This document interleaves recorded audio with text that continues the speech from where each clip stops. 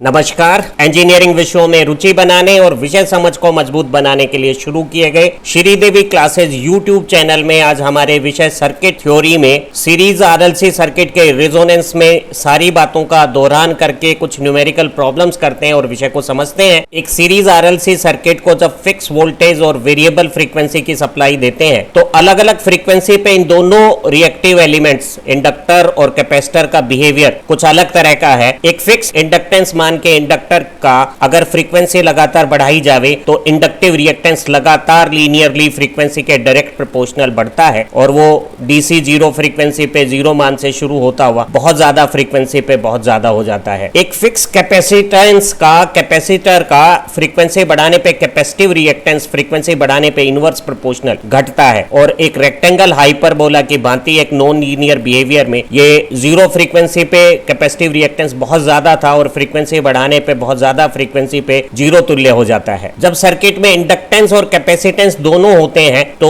किसी फ्रीक्वेंसी पे इन दोनों का नेट रिएक्टेंस दोनों रिएक्टेंस का अंतर होता है। कम फ्रीक्वेंसी पे जब कैपेसिटिव रिएक्टेंस इंडक्टिव रिएक्टेंस से ज्यादा है तो नेट रिएक्टेंस कैपेसिटिव है और ज्यादा फ्रीक्वेंसी पे जब इंडक्टिव रिएक्टेंस कैपेसिटिव रिएक्टेंस से ज्यादा हो गया है तो नेट रिएक्टेंस ज्यादा फ्रीक्वेंसी पे इंडक्टिव हो गया है। कम फ्रीक्वेंसी पे एक्सी ज्यादा एक्सएल कम है और दोनों का अंतर ये नीली रेखाएं लगातार अंतर का कम होना बता रही है और नेट रिएक्टेंस फ्रीक्वेंसी बढ़ाने पे लगातार घटता है और एक फ्रीक्वेंसी ऐसी है जिसपे ये बढ़ता हुआ इंडक्टिव रिएक्टेंस और घटता हुआ कैपेसिटिव रिएक्टेंस बराबर हो गया है। इस फ्रीक्वेंसी को हम अनुनादी फ्रीक्वेंसी कहते हैं। अनुनाद से उच्च आवृत्तियों पे जब कैपेसिटिव रिएक्टेंस तो घट के कम हो गया है और इंडक्टिव रिएक्टेंस बढ़कर ज्यादा हो गया है तो नेट रिएक्टेंस इंडक्टिव हो गया है और ये अंतर लगातार बढ़ता है और ये स्पष्ट बताता है कि जो हमारा नेट रिएक्टेंस है वो बढ़ रहा है। बहुत कम फ्रीक्वेंसी पे नेट रिएक्टेंस लगभग कैपेसिटिव रिएक्टेंस है और बहुत ज्यादा फ्रीक्वेंसी पे जब कैपेसिटिव रिएक्टेंस जीरो हो गया है नेट रिएक्टेंस और इंडक्टिव रिएक्टेंस में ज्यादा अंतर नहीं रहेगा। तो बहुत कम फ्रीक्वेंसी पे भी नेट रिएक्टेंस ज्यादा है और बहुत ज्यादा फ्रीक्वेंसी पे भी नेट रिएक्टेंस ज्यादा है और अनुनाद की फ्रीक्वेंसी पे नेट रिएक्टेंस जीरो है। तो हमारा नेट रिएक्टेंस पहले घटता है अनुनाद पे जीरो होकर वापस बढ़ता है और इस अनुनादी आवृत्ति के दोनों तरफ नेट रिएक्टेंस का बढ़ना लगभग एक जैसा दिखता है लेकिन ये एग्जैक्ट आइडेंटिकल नहीं है। हमने जाना कि एक सीरीज आरएलसी सर्किट में जब फिक्स वोल्टेज और वेरिएबल फ्रीक्वेंसी की सप्लाई जोड़ी जाती है तो नेट रिएक्टेंस बहुत कम फ्रीक्वेंसी पे कैपेसिटिव नेचर का बहुत ज्यादा है और जब फ्रीक्वेंसी बढ़ती है तो कैपेसिटिव रिएक्टेंस घटने और इंडक्टिव रिएक्टेंस बढ़ने से दोनों का अंतर नेट रिएक्टेंस घटता है और वो अनुनाद पे जीरो होकर अनुनाद से ज्यादा आवृत्तियों पे इंडक्टिव हो गया है और अब इंडक्टिव रिएक्टेंस और कैपेसिटिव रिएक्टेंस का अंतर लगातार बढ़ता है। बहुत कम फ्रीक्वेंसी और बहुत ज्यादा फ्रीक्वेंसी पे रिएक्टेंस ज्यादा है और अनुनाद पे वो जीरो है अर्थात हमारा रिएक्टेंस फ्रीक्वेंसी के साथ पहले घटता है अनुनाद पे जीरो होता है और फिर वापस बढ़ता है। सर्किट का प्रतिरोध फ्रीक्वेंसी के साथ निर्भरता नहीं रखता और फ्रीक्वेंसी बदलने के बावजूद भी सर्किट का रेजिस्टेंस फिक्स कांस्टेंट रहता है और जब सर्किट में नेट रिएक्टेंस और रेजिस्टेंस दोनों असर होते हैं तो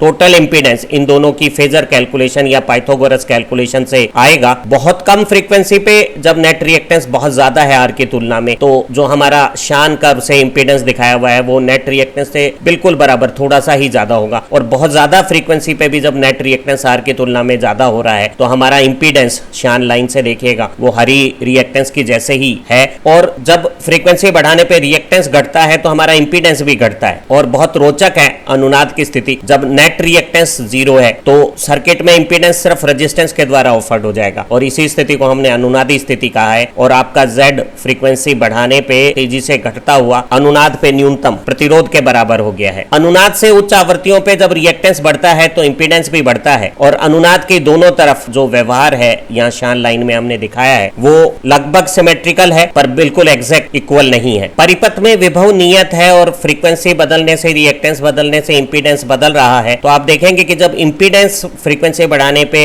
बहुत कम फ्रीक्वेंसी से अनुनादी आवृत्ति तक घटा है तो परिपथ में धारा लगातार बढ़ी है और अनुनाद की स्थिति में जब प्रतिबाधा इंपीडेंस न्यूनतम आर के बराबर है तो परिपथ की धारा अधिकतम V/R हो गई है और अनुनाद से ज्यादा आवृत्ति पे जब इंपीडेंस बढ़ा है तो धारा घटने लग गई है। धारा का फ्रीक्वेंसी के साथ ये जो व्यवहार है जो शुरू में बढ़ता है अनुनाद पे अधिकतम हो जाता है और फिर वापस घटता है इसे हम अनुनादी वक्र रेजोनेंस कर्व कहते हैं और इसकी हमारे कम्युनिकेशन सिस्टम में बहुत ज्यादा महत्ता है। एक सीरीज आरएलसी सर्किट में फिक्स वोल्टेज और वेरिएबल फ्रीक्वेंसी की सप्लाई देने पर परिपथ की प्रतिबाधा लगातार घट के अनुनाद पे न्यूनतम होकर जब दोबारा बढ़ती है तो परिपथ की धारा फ्रीक्वेंसी बढ़ाने पे शुरू में बढ़ती है और अनुनाद पे अधिकतम हो जाती है और उसके बाद फिर घटती है। 3 अलग अलग आवृत्तियों पे हमारी विशेष दृष्टि रहेगी इस धारा और फ्रीक्वेंसी के बदलाव पे। अनुनादी आवृत्ति पे जब परिपथ का प्रतिघात रिएक्टेंस नेट 0 है तो इंपीडेंस प्रतिरोध के बराबर न्यूनतम है और परिपथ की धारा अधिकतम V/R है। अनुनाद से कम आवृत्ति पे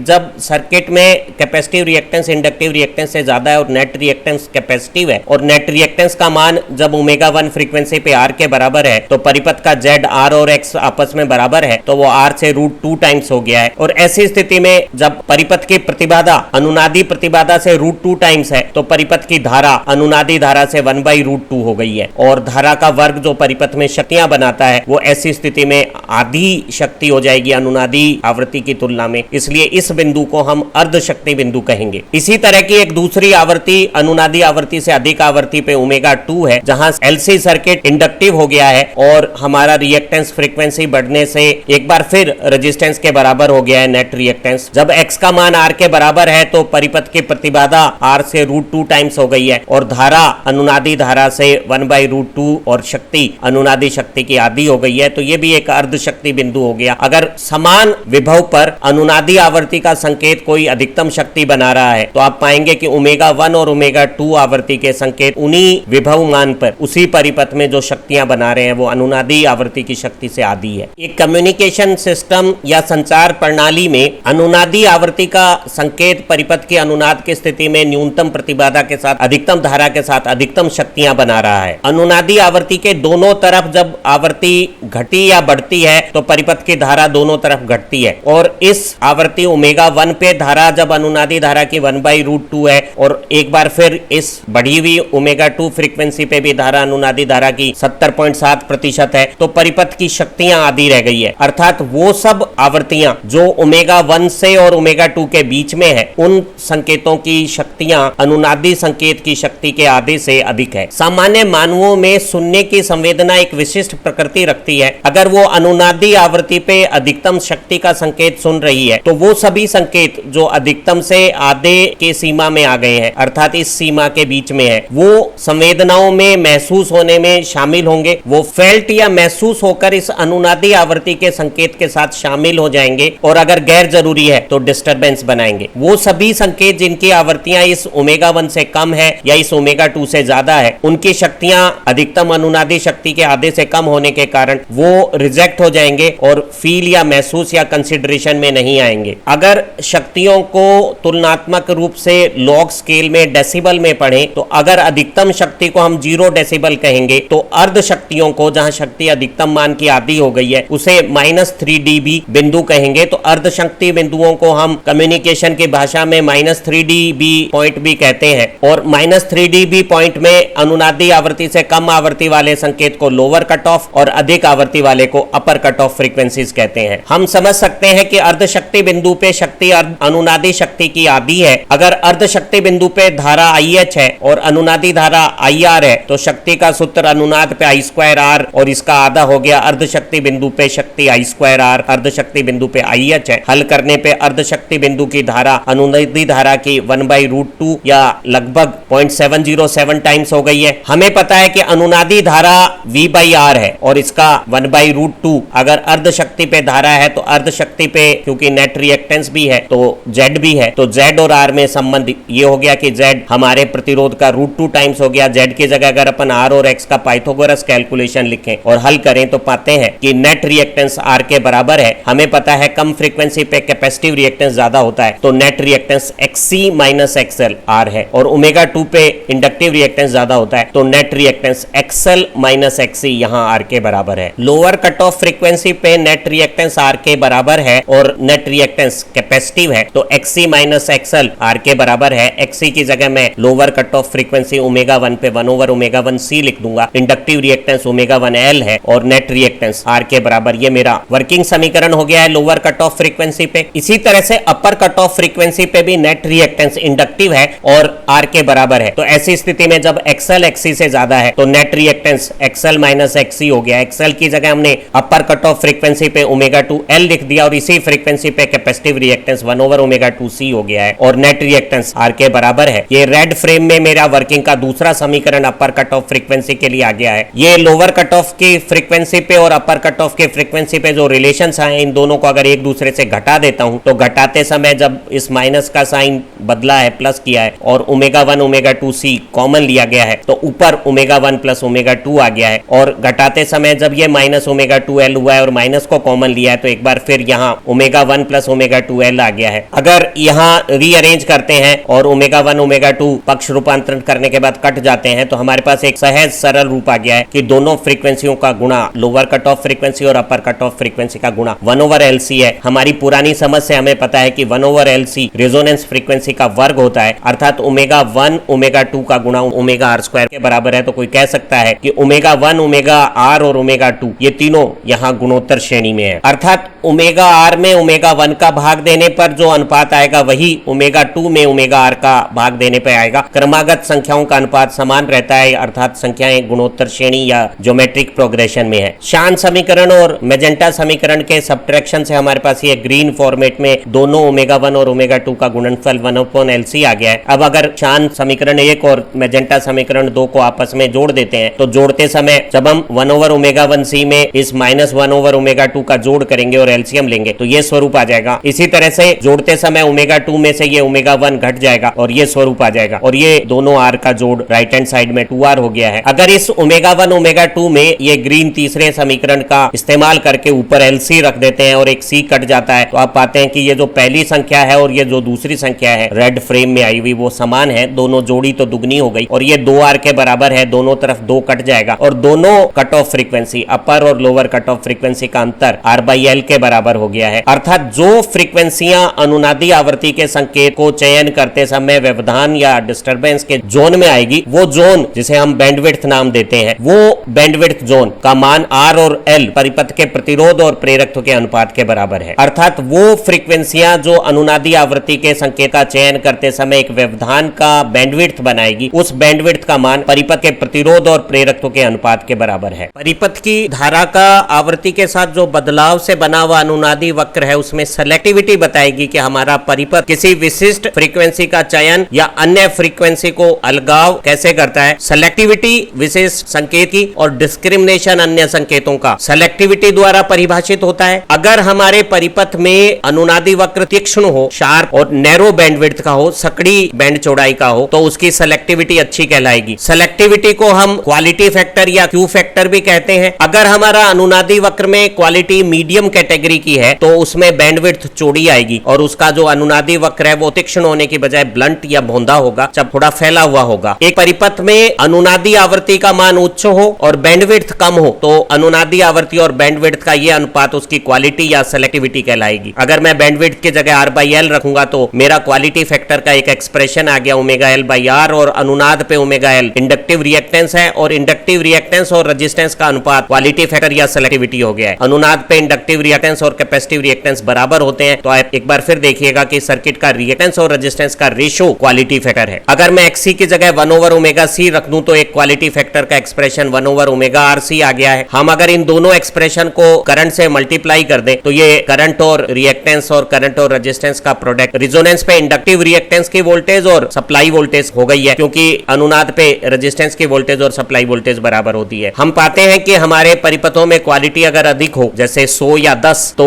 हम पाएंगे कि हमारी इस सप्लाई वोल्टेज से 10 या 100 गुना ज्यादा इंडक्टिव या कैपेसिटिव रिएक्टेंस पे वोल्टेज आ जाएगी। यानी हमारे जो ऐसे सर्किट होते हैं अनुनादी सर्किट, वो वोल्टेज का एम्पलीफिकेशन किसी एक फैक्टर से कर देते हैं और हम क्वालिटी फैक्टर या सेलेक्टिविटी को वोल्टेज एम्पलीफिकेशन फैक्टर भी समझ सकते हैं। हम क्वालिटी फैक्टर को एक बार अन्य तरीके से परिपथ के कंपोनेंट से भी परिभाषित कर सकते हैं। ये अनुनादी आवृत्ति और बैंडविड्थ का अनुपात है। अगर अनुनादी आवृत्ति अधिक हो और बैंडविड्थ कम हो तो हम कहेंगे परिपथ में क्वालिटी या सेलेक्टिविटी ज्यादा है। अनुनादी आवृत्ति की जगह हमने 1/√LC रखा और बैंडविड्थ की जगह r/L रखा, और ये रूट में L जब काटा तो ये एक स्वरूप आ गया 1/R√L/C। एक सीरीज RLC सर्किट के लिए क्वालिटी फैक्टर का एक्सप्रेशन हमारे पास ये नया शान हाईलाइट में रूप आ गया है। अनुनादी आवृत्ति के दोनों तरफ अर्धशक्ति बनाने वाली लोअर कट ऑफ फ्रीक्वेंसी और अपर कट ऑफ फ्रीक्वेंसी को हम बैंडविड्थ की मदद से अनुनादी आवृत्ति के साथ रिलेट कर सकते हैं। हमने जाना कि जो बैंडविड्थ है दोनों फ्रीक्वेंसियों का अपर और लोअर कट ऑफ फ्रीक्वेंसियों का अंतर वो r/L के बराबर है, और हमने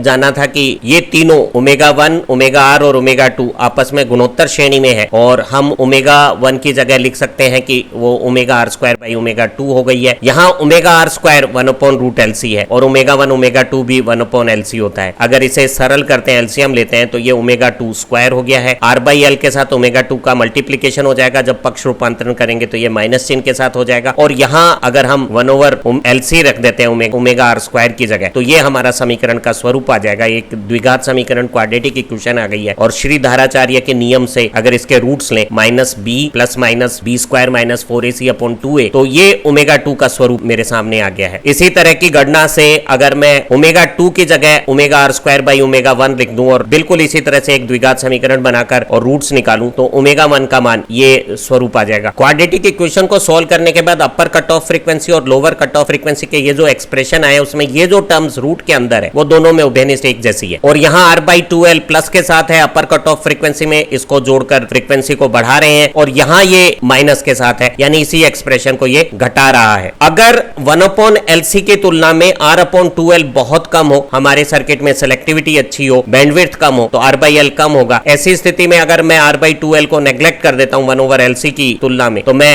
√1/LC को रिजोनेंस फ्रीक्वेंसी अगर समझ लूं, तो ये समझ सकता हूं कि upper cut off frequency resonance frequency में R/2L का जोड़ है और lower cut off frequency resonance frequency में बैंडविड्थ के आधे का अंतर है। अर्थात दोनों तरफ ये जो अंतर है रिजोनेंस फ्रीक्वेंसी से लोअर कट ऑफ फ्रीक्वेंसी का और अपर कट ऑफ फ्रीक्वेंसी से रिजोनेंस फ्रीक्वेंसी का, वो बैंडविड्थ का आधा आधा माना जा सकता है। लेकिन ये तभी संभव है जब हमारे परिपथ में बैंडविड्थ छोटी हो और R/2L 1/LC की तुलना में छोटा हो, अन्यथा ये जो अंतराल है ओमेगा 2 और ओमेगा 1 का, ये थोड़ा बड़ा होता है। हमने सीखा था कि जो हमारा क्वालिटी फैक्टर या सेलेक्टिविटी है वो अनुनाद के समय रिएक्टेंस और रेजिस्टेंस का रेशियो है। अगर दोनों रिएक्टेंस और रेजिस्टेंस में मैं करंट के स्क्वायर का गुणा कर देता हूं, तो वो पावर या एनर्जीज को रिप्रेजेंट करने लगेगा, और जो रिएक्टिव एलिमेंट है वो एनर्जीज को स्टोर या रिलीज करते हैं। तो हम क्वालिटी फैक्टर को रिएक्टिव एलिमेंट में जो एनर्जी स्टोर्ड हो रही है और जो हमारे रेजिस्टेंस में एक साइकिल में एनर्जी डेसिपेशन हो रही है, उसके एक अनुपात के रूप में भी यूं परिभाषित कर सकते हैं। अर्थात अगर एक सर्किट के रिएक्टिव एलिमेंट में एनर्जी स्टोरेज अच्छा हो और रेजिस्टेंस में एनर्जी डेसिपेशन लॉसेस कम हो, तो उसकी क्वालिटी या सेलेक्टिविटी अच्छी कहलाएगी। हमने जाना कि हमारी अनुनाद के समय इंडक्टर और कैपेसिटर एक दूसरे के साथ रिएक्टिव एनर्जी का एक्सचेंज करते हैं, और जिस समय परिपथ में धारा अधिकतम है उस समय कैपेसिटर पे वोल्टेज 0 है, अर्थात सारी एनर्जी सिर्फ इंडक्टर के पास है। अब अगर धारा घटेगी तो इंडक्टर की एनर्जी कैपेसिटर के पास स्टोर होगी, और दोनों के टोटल एनर्जी को हम किसी एक के पास मैक्सिमम एनर्जी भी कह सकते हैं। तो अधिकतम ताक्षणिक धारा के समय इंडक्टर में ताक्षणिक संचित अधिकतम ऊर्जा हो गई ½ Li2 I की जगह हमने Im लिख दिया है। और अगर RMS धारा परिपथ में रिजोनेंस के समय I हो तो I2R पावर है, और एक साइकिल में जिसका टाइम T है, ये एक साइकिल में एनर्जी डेसिपेशन हो गई हमारे सर्किट की। और अगर इसे 2π से गुणा कर दें तो ये एक्सप्रेशन हो गया हमारा क्वालिटी फैक्टर का। अगर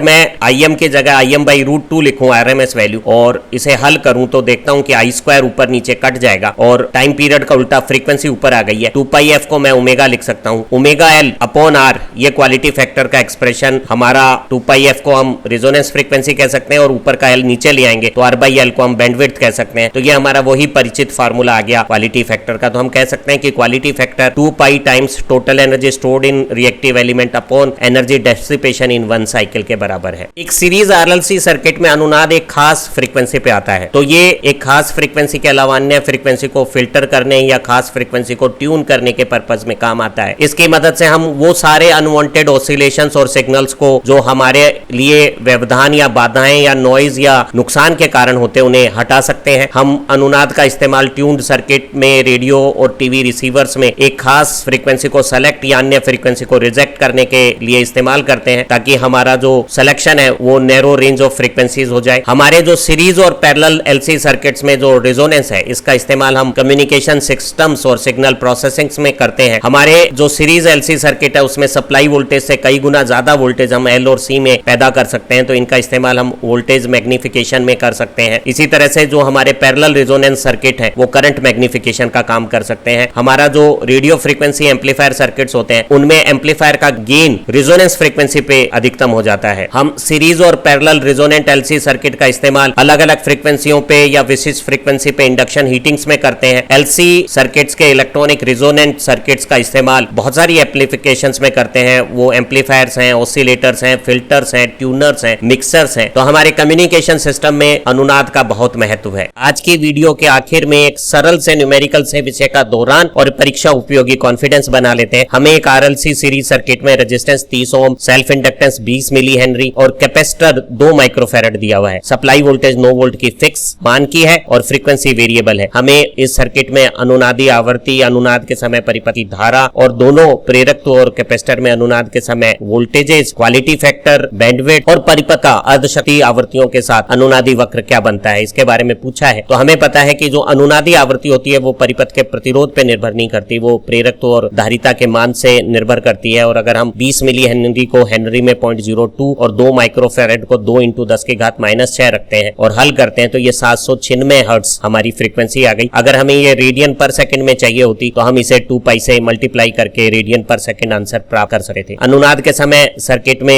नेट इंपीडेंस सिर्फ R, रेजिस्टेंस 30 ओम रह जाएगा, तो हमारी धारा V/R 0.3 एम्पियर या 300 मिली एम्पियर हो गई है। अनुनाद की आवृत्ति हम निकाल चुके हैं, तो इस आवृत्ति पे इंडक्टिव रिएक्टेंस अनुनाद के समय या कैपेसिटिव रिएक्टेंस दोनों बराबर होते हैं। गणना की तो 100 ओम के बराबर हो गए और धारा अनुनाद के समय सीरीज सर्किट में 0.3 एम्पियर से इंडक्टर और कैपेसिटर में जो अनुनाद के समय बराबर वोल्टेज बनेगी वो 30 वोल्ट हो गई है। तो हम कह सकते हैं कि हमारी जो 9 वोल्ट है वो बढ़कर 30 वोल्ट हो गई है। एक वोल्टेज का एम्प्लीफिकेशन हो गया है और जो विभव आवर्धन गुणांक है 30/9 वही क्वालिटी फैक्टर भी माना जा सकता है। यहाँ सप्लाई से भी इंडक्टर और कैपेसिटर में ज्यादा वोल्टेज आने का जो कारण है वो ये है कि ये इंडक्टिव रिएक्टेंस और कैपेसिटिव रिएक्टेंस एक दूसरे की रिएक्टिव एनर्जी को सप्लीमेंट या सेल्फ सस्टेनिंग बना रहे हैं और सप्लाई से एक्स्ट्रा वोल्टेज इंडक्टर के पास कैपेसिटर के योगदान से आई है। हमने गणना की कि अनुनाद के समय सर्किट में इंडक्टिव रिएक्टेंस 100 ओम है, परिपथ में रेजिस्टेंस 30 ओम दिया हुआ है, तो XL और R का अनुपात सर्किट का क्वालिटी फैक्टर या सेलेक्टिविटी हो गई और वो 3.33 हो गई है। हम जानते हैं कि जो बैंडविड्थ है वो सर्किट के रेजिस्टेंस और सेल्फ इंडक्टेंस का अनुपात है। रेजिस्टेंस 30 ओम है, सेल्फ इंडक्टेंस 0.02 हेनरी है, तो हमारी जो बैंडविड्थ है वो 1500 रेडियन पर सेकंड हो गई है। इसी में अगर मैं 2π का भाग दूं तो बैंडविड्थ हर्ट्ज में 238 हर्ट्ज हो गई है। मैं दोनों कट ऑफ फ्रीक्वेंसी को, रेजोनेंस फ्रीक्वेंसी जो 796 हर्ट्ज हमने निकाली है उसके आधे को घटाकर और आधे को जोड़कर निकाल सकता हूं। तो 238 का आधा जब घटाया तो lower cut off frequency 677 hertz और अपर कट ऑफ फ्रीक्वेंसी इसी तरह से आधी बैंडविड्थ जोड़ने पर रेजोनेंस फ्रीक्वेंसी से 915 हर्ट्ज आ गई है। और हमने जाना कि अनुनाद के समय परिपथ की धारा 300 मिली एम्पियर अधिकतम है और वो 1/√2